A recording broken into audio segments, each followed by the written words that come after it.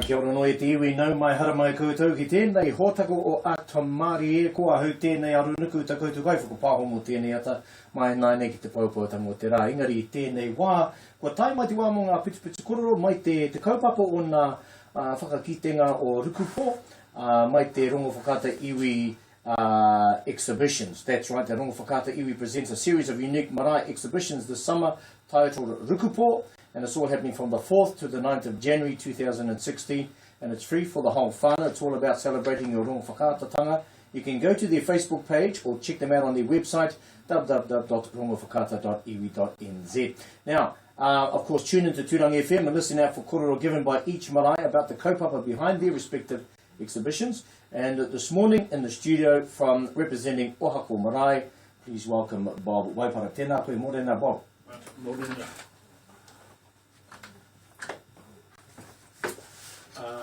Tuatahi ngā mihi ki te rongorawa, nāna nei ngā mihi katoa. Tuarua, ngā mihi ki ngā mate o tēno o tātou, haere. Ko au te tiamana a te Ohako Marae Kaitiaki. All that means is that when stuff like this comes up, everybody keeps their hand down and yours is left hanging in the air, and so you get to be responsible for the mahi that's there at the moment. So my role at the moment is overseeing both the governance and the functional aspects of Ohako Marae, their papatū, but I'm also keen to project the kaupapa that sits underneath Ohako Marae, which means that if you see me, I will be telling you that I'm Ruapani, but I'm also Ngai Tāwhiri and Ngai Te Kete, and that the kaupapa that sits over Ohako Marae is related to both Ruapani and Rongo Whakata. For the festival or the exhibition, Ohako Marae, unlike our fellow marae at Manatuke, Whakatoa, Te Pāho, and even Te Kuria Tuatai, has no adorning features carved onto its meeting house, or in fact anywhere else on the marae. So the focus of our exhibition is more a celebration of who we are as whānau hapu of Ohako Marae. So most of what we will put up for that is a mix of interpretations of our tipuna, Ruapani Tāwhiri Mātea who married Tina Pare, and Rongo Te Uruora who married Te Ahuna. So there's a mix of celebrating our tipuna, then looking at where we are situated, celebrating and acknowledging the significance of our awa, Te Ārai Te Uru, and then looking towards the people. And the focus of all of it is really whakapapa. So in a world of difference, our whakapapa is the thing that glues us together. Yeah, and I mean, Ohako Marae's been standing strong. Just recently, over the years, there was a big, huge redevelopment of Ohako, and remember they moved some of the wharekai back this way a little bit and all that, and now they're situated where they are. And well, our history really leads us to accept that siting yourself alongside a river, which is subject to all the raru and tempestuousness of rivers, means that at some time you're going to have to pay the price.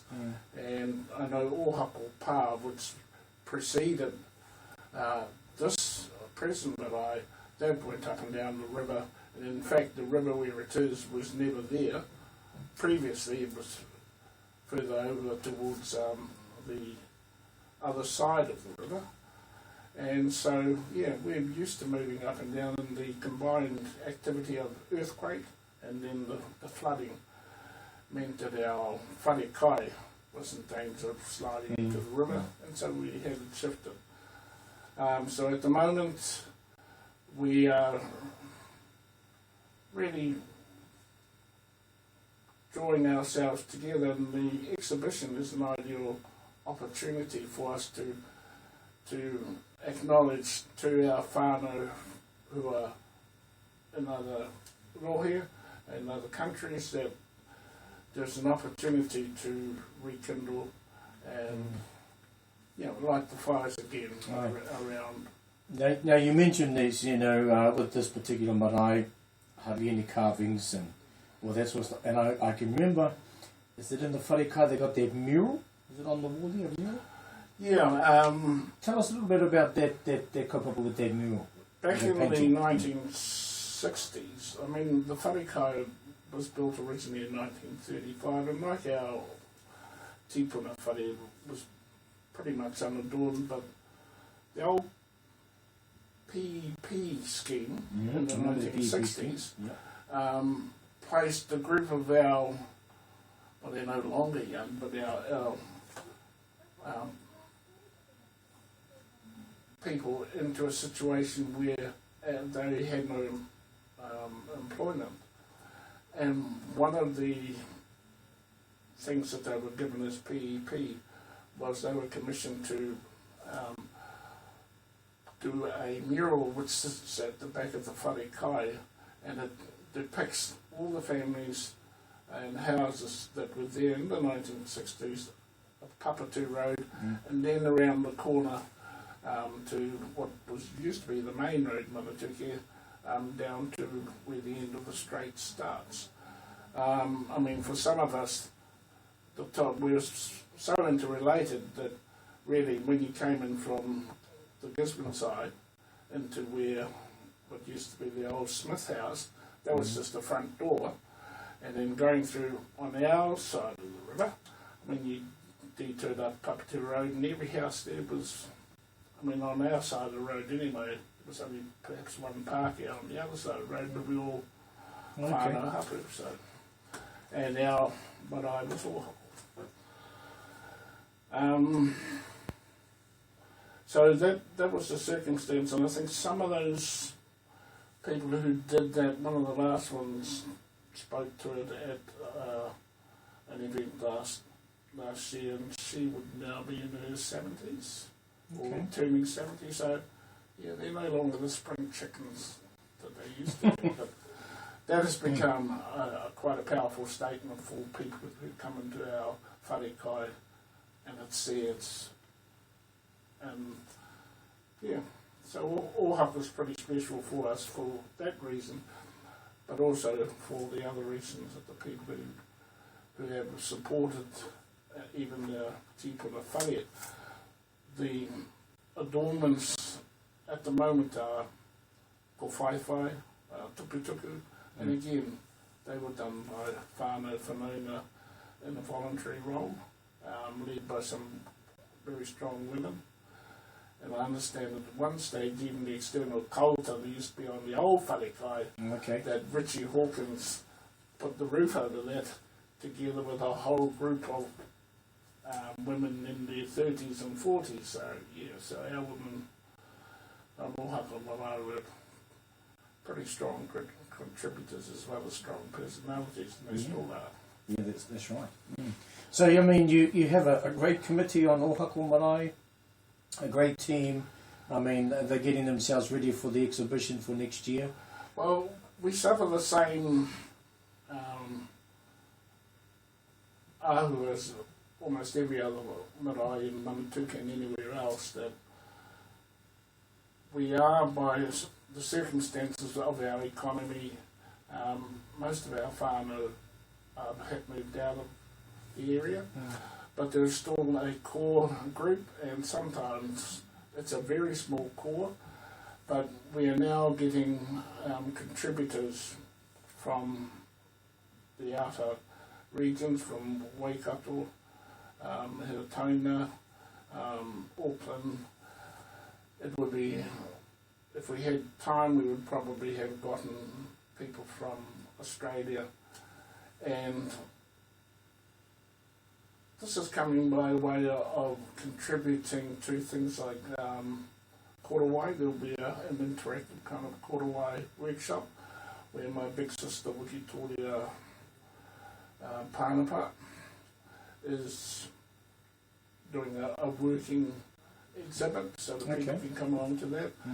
Then there will be a flax or harakeke workshop, but we're also hoping to have Ngāuri or Ruapani, Ngai Tāwhiri, Ngai Te Kete, displaying more contemporary stuff. I mean, Kiwa Mihaka is one of the last remaining Rukupō style carvers, and he will have some pieces in there. I know Dean Hawkins has offered to bring in some sculptures, and other people are putting in more contemporary artwork. So, and the focus of part of that display relates to Ruapani and also our awa. So our theme is our tipuna, our awa.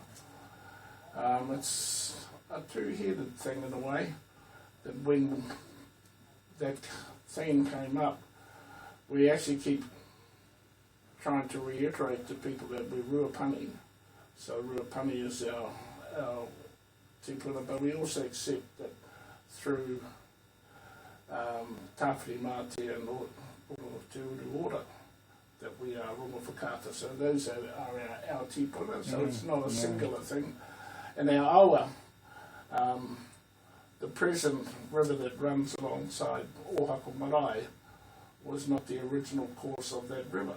And the original course was, as I said, further south, and that's now no longer got any water in. So our awa kind of makes those two connections. But underneath that, of course, it's all about whānau, whanaungatanga, and whakapapa. So what day is the exhibition going to be at Ohako? Do you know the date? I know that the exhibition runs from the 4th to the 9th of January. Well, we get the last cab on the rank. Oh, so you get the 9th, is it? So we get Saturday the 9th of January, and the porthead is at 9 o'clock. Then we have a cup of tea, and then our displays will be opened and blessed. And at about 6 o'clock we'll have an evening meal. Then we'll go into our wānanga, and that's really to look at what we know and don't know about ourselves. So it will be a mix of whakapapa, kōrero kia Ruapani mā. And the taonga, that will all be there. So, because a lot of people might not know about that specific korowai, you know, that specific style of harakeke that's being made, or whatever, the certain sculpture that pertains to that, you know, that hapu, that iwi. So it'd be quite interesting to go along to those evening ones. Yeah, and at the end of it, of course, being the last cab on the rank, we'll actually close it off at that stage, the formal part. And then I guess the best part starts, because following that, probably from anywhere from 9 o'clock on, we'll be looking at an impromptu Ohako style concert. And I know at the moment my son Tama is committed to being there, and no doubt he'll have a part in coordinating that. But it will also be, it was termed an impromptu concert, because I know there are Ohako people who sang songs, some of them are not fit for, you know, people to listen to, because the words, a special kind of words. But we want it to be impromptu and open it up. So, and I'm sure Hiwi would be impromptu and sing a couple of songs too. I think Hiwi, there's a whole lot of, you know, we have our special singing sisters of various, you know, where they call themselves Ink Spot or Black Tunes. Black Tunes. I like that one. Yes, awesome.